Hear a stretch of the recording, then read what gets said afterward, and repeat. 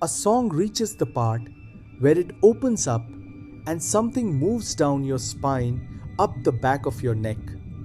Roughly half the people you know physically cannot feel that, not because they love music less, because of something structural inside their skull. This has a name. It's called Frisson. It has been studied in laboratories since 1980. It has a measurable duration, 1 to 5 seconds for a mild one. It produces changes in skin conductance, heart rate, breathing, and body temperature that instruments can record. It is not a mood, it is an event. So here is what you're going to find out. What the sensation actually is. Why are some people physically incapable of it? What happened in 1980 when a scientist tried to chemically switch it off? And what a text written in Kashmir 1,000 years before that laboratory existed got right about it. In 2016, a Harvard undergraduate named Matthew Sachs had a problem. He liked music. He had just never once felt it move through his body. His friends kept describing something he had no access to. So instead of asking them what it felt like, he scanned their brains. 20 people, 10 who reliably got chills, 10 who never did. Matched for age, for gender, for personality, and matched for musical training. They listened to their own favorite music. Every time a chill arrived, they held down a key for exactly as long as it lasted. The people who felt it had roughly double the fiber volume in the tracts connecting the hearing part of the brain to the part that processes emotion. Both groups had the same training. The difference wasn't how much they loved music. It was cabling. 20 people is a small study, worth saying out loud, but the finding has held up. The person who set all of this in motion wasn't a scientist. She was his friend. Alyssa Dare Sarkisian, a research assistant at the University of Southern California, described what happens in her body when she hears a particular song. Nude by Radiohead. Her breathing falls into step with the music. Her heart rate slows, and she becomes aware of two things at once: the song and her own body reacting to it. That was the thing Sachs couldn't reach. So he took the only honest route available to him. He put her and 9 people like her inside a scanner and went looking for the difference in the wiring. So what is actually moving? In 2011, a team at the Montreal Neurological Institute put listeners through a PET scanner and an MRI machine. The same people, both machines. They found real dopamine release in the brain's reward system at the peak of musical pleasure. The same circuitry the brain uses for food, for sex, for drugs. But that isn't the strange part. The strange part is that 2 different structures were involved and they fired at different times. One of them gets activated during the build, before the peak, before anything had actually happened. The other gets activated at the moment itself.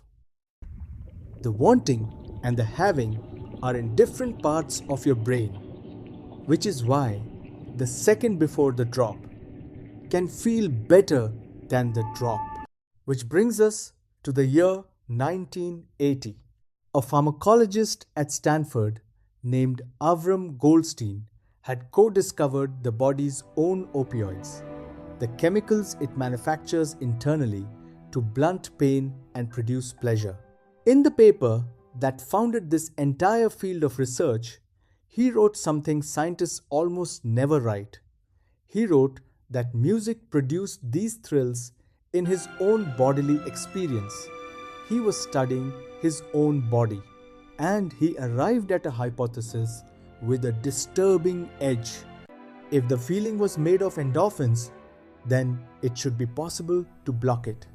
Intravenous naloxone, an opioid antagonist, administered between two hearings of the same piece of music, subjects raised 1 to 3 fingers to signal each chill and how strong it was. In the single trial he described in full, one man averaged a chill roughly every 14 seconds, a hand going up and down and up again for 6 minutes. The result? In 3 of 10 subjects, the chills were significantly reduced. In the other 7, nothing. He couldn't switch it off. And replication since has been genuinely mixed. One team found the effect in year 2017, while another team with 49 participants found none in the year 2021. This is unsettled science. It should be said as such. Buried in Goldstein's research paper is a detail his experiment wasn't designed to explain. He documented where people felt it. The research paper says the feeling is included at the back of the neck, the spine, and shoulders. About 30% were in arms and about 28% were in legs. A mild one lasted 1 to 5 seconds. Mild thrills stayed exactly where they started, localized at the point of origin. Intense thrills spread, contained when weak, pervading when strong. The sensation doesn't just get bigger with intensity, it changes what kind of thing it is. A small one is a point, a large one becomes a territory.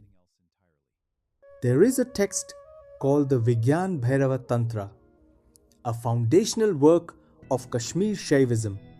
It isn't philosophy. It's a list of over 100 techniques, practical instructions given as a dialogue between Lord Shiva and the goddess. One of them is specifically about sound. Here is one of the practical instructions relevant to this topic.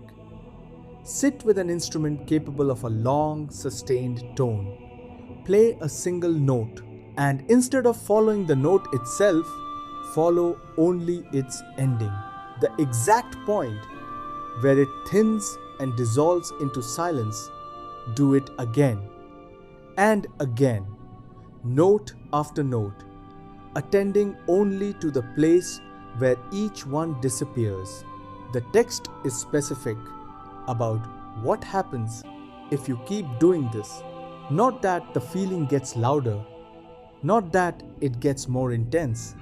It says the felt edge of your own body, the sense of where you end and the room begins, starts to give way until, in its own words, your body becomes a supreme space.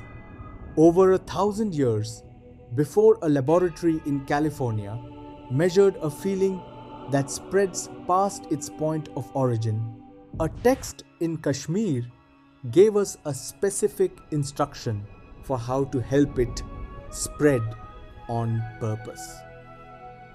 Here is the part that stays with you. If Sachs is right, roughly half of all people will go through an entire life without this ever happening to them once, and they won't know. You can't miss a sensation you've never had. Same room, during the same song, and felt nothing at all. And neither of you would ever have found out. If it does happen to you, you didn't earn it, and you didn't choose it. It was in you before you had a word for it. So the next time it happens, in a car, in headphones, in a room where a song does the thing it does, you'll be able to notice its shape, where it started, and whether it stayed there or whether it left. Because that, whether it stays or whether it spreads, is the one thing a laboratory in California and a 1,000-year-old text in Kashmir ever agreed on. It's going to happen to you again, probably this week, and you'll be the only person in the room who knows what they're watching. If you want the next one, subscribe.